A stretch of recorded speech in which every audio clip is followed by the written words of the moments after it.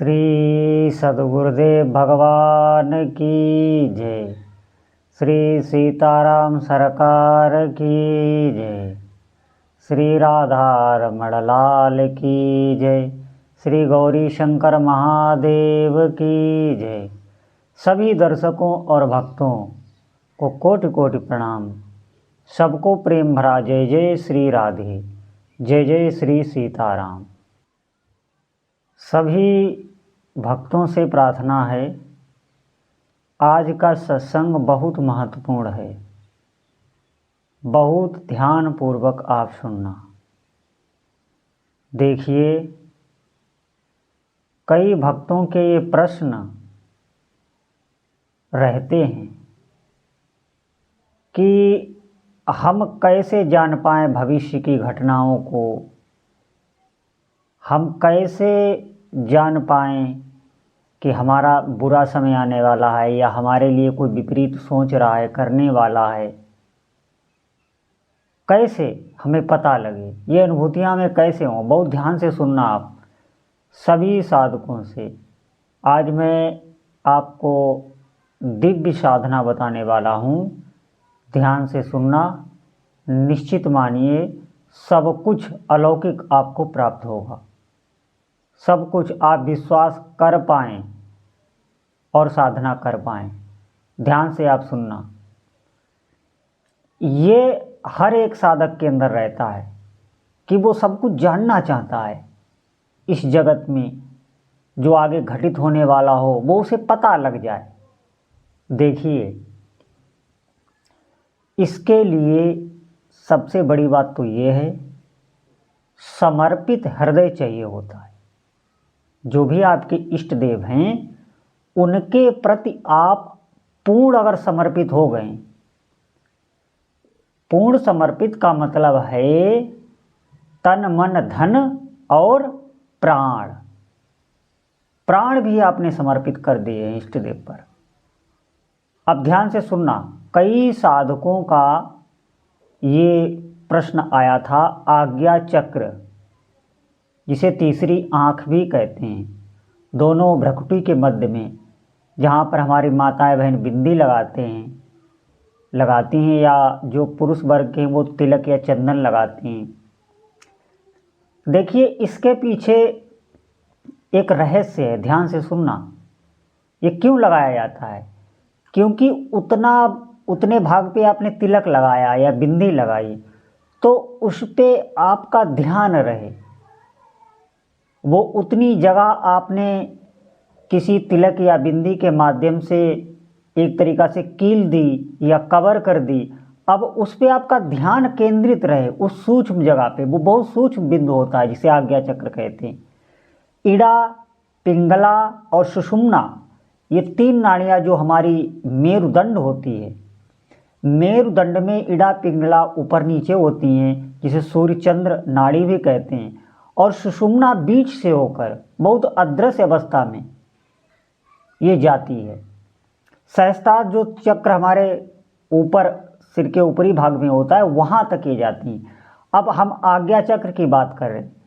आज्ञा चक्र पे ये तीनों नाड़ियाँ मिलती हैं और ऐसा भी कहा जाता है कि शिव शक्ति यहाँ पे विराजमान होती हैं और शिवजी जो आत्म स्वरूप हैं, जो जिन्हें पुरुष भी कहा गया है, और शक्ति जो ये प्रकृति है, जो ये संसार चला रही है, जिससे आपका भी शरीर चल रहा है, रक्त संचार हो रहा है, हृदय की धड़कन, यही शक्ति है। जो हृदय आपका धड़क रहा है, पूरे शरीर में रक्त संचार हो रहा है, ये शक्तियाँ यहाँ पे युगल सरकार विराजमान हैं। अब आप जब साधना करते हैं, कई हमने देखा है, हमें बताते हैं कि साधक, कई साधक इन साधनाओं में लगाए हैं, कई लोगों को लगाए हैं और कुछ भी उनको अनुभव नहीं हो रहा। देखो, मैं सत्य आपको बता रहा हूँ, हो भी नहीं सकता। इन साधनाओं में आप ना पड़ें, ध्यान रखें। आपको समय बहुत कीमती होता है, ध्यान रखना। इन साधनाओं में आप पढ़ेंगे, कुछ होने वाला नहीं। ये कोई भी साधना सिद्ध नहीं होती हैं। आप क्योंकि देखिए, आज का जो वातावरण है, न तो हमारा ब्रह्मचर्य अखंड है, ना तो हमारा शरीर रोग मुक्त है। कैसे हम ध्यान, धारणा, समाधि, प्रत्याहार इन चीज़ों पर नियंत्रण कर पाएँ? अरे जो लोग बीमार हैं या अस्वस्थ रहते हैं, उनके शरीर में कोई न कोई रोग रहता है, तो वो क्या भगवत कृपा से वंचित रह जाएंगे? नहीं। इसीलिए मैं आपको मार्ग बता रहा हूँ, अब ध्यान से सुनिए, निश्चित मानिए। मैं बता रहा हूँ, सारी भविष्य की घटनाएं आपको पता चलने लगती। सामने वाला आते ही आपको पता लग जाएगा ये क्या सोच रहा है, इसकी कैसी भावना है, ये पता चल जाता है। आगे की सभी जो भी घटनाएं होने वाली होती हैं, उनका संकेत प्रभु आपको देने लगते हैं। सत्य मानिए इन बातों को। आप करिए भजन, नाम जप आप करिए, सारी सिद्धियां इस नाम जप से आ जाती, निश्चित मानिए। ये जो लोगों के शंका बनी हुई है, मैं आपको अनुभव करके बता रहा हूँ। सब घटनाएं पता चलती रहती हैं, क्या होने वाला है। अगर आसपास कोई अप्रिय घटना होने वाली होती है तो वो तुरंत पता चल जाती है।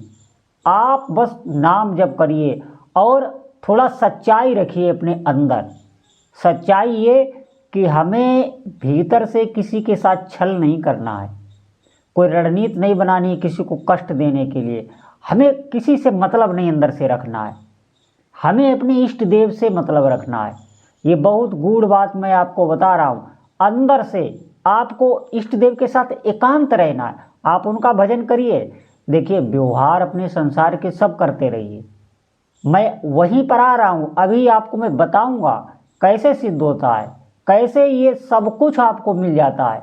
ये उपहार में प्रभु दे देते हैं, लेकिन भक्त इनको ठुकरा देता है, इनको मानता नहीं वो, और इनकी कुछ गिनती भी नहीं होती। बड़ी बड़ी सिद्धियों तक को आप ठुकरा देंगे, इतने शक्तिशाली, इतने सामर्थ्यवान हो जाएंगे। ध्यान रखना, आपको अपने इष्ट देव से मतलब रखना है। उन्हीं के लिए एक तरीके से हमें जीवन जीना है, उन्हीं के लिए हमें अपने सपने संजोने हैं, उन्हीं के लिए हमें प्रेम बचा के रखना है। हमें संसार में नहीं फैलाना है। हमारे पास कोई आए या ना आए, हमें किसी की परवाह नहीं।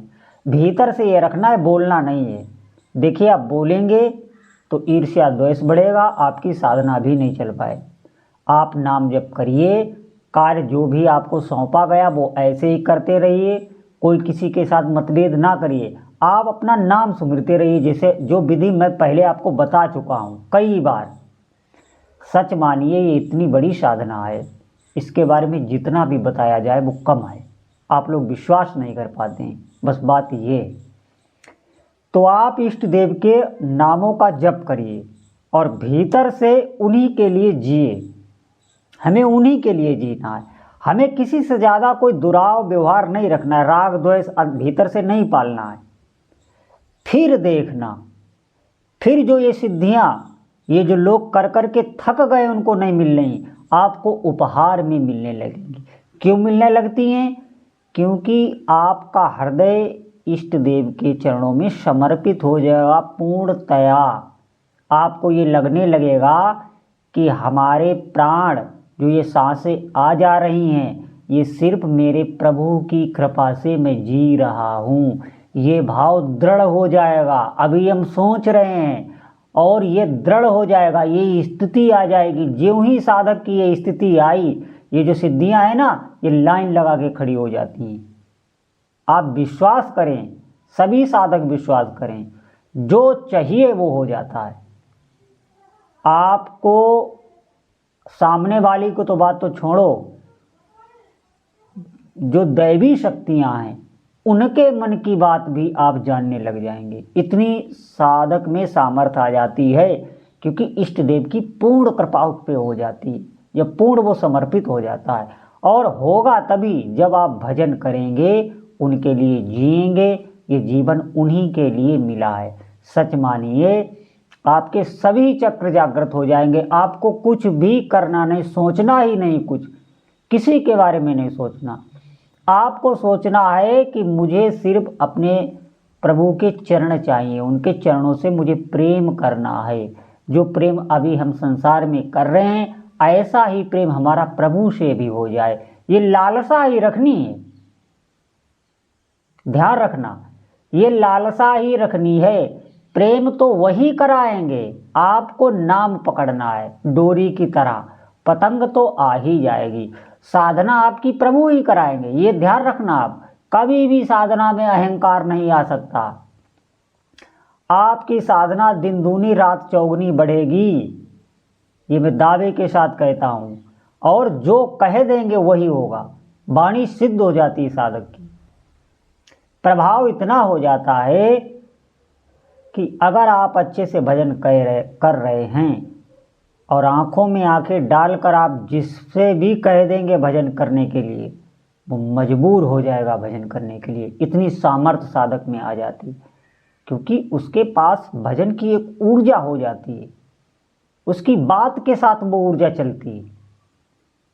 विश्वास करें मेरी बात पर, आपकी वाणी व्यर्थ नहीं जाएगी। सबसे बड़ी बात यह है, जो अच्छा नाम जापक होता है वो बोलना भी बहुत कम कर देता है, उसकी वाणी मौन होने लगती है। जो बोलता है उसके साथ शक्तियां दौड़ने लगती हैं। ध्यान रखना, वाणी के साथ शक्तियां दौड़ने लगती हैं। तो साधकों से प्रार्थना है, निवेदन है, इधर उधर भ्रमित ना होइए, कुछ होने वाला नहीं। सीधा साधा बस प्रभु का नाम पकड़ लीजिए। जो भी आपके इष्ट देव हैं, थोड़े दिन आप करके देखिए, सभी सिद्धियां आने लगेंगी। सभी भक्तों का भजन में मन लगे, मेरी तो यही कामना है, मेरा पूरा यही प्रयास है। आप भजन पकड़ें, फिर देखो जब भजन आपको पकड़ेगा, फिर देखना जीवन में क्या दिव्यता आने लगती। तो सभी साधक भगवान से प्रेम करें, भगवान से प्रेम करने के लिए ही भजन करें। निरंतर नाम जप करें, अधिक से अधिक नाम जप करें, खूब संख्या बढ़ाएं। बोलो जय जय श्री सीताराम।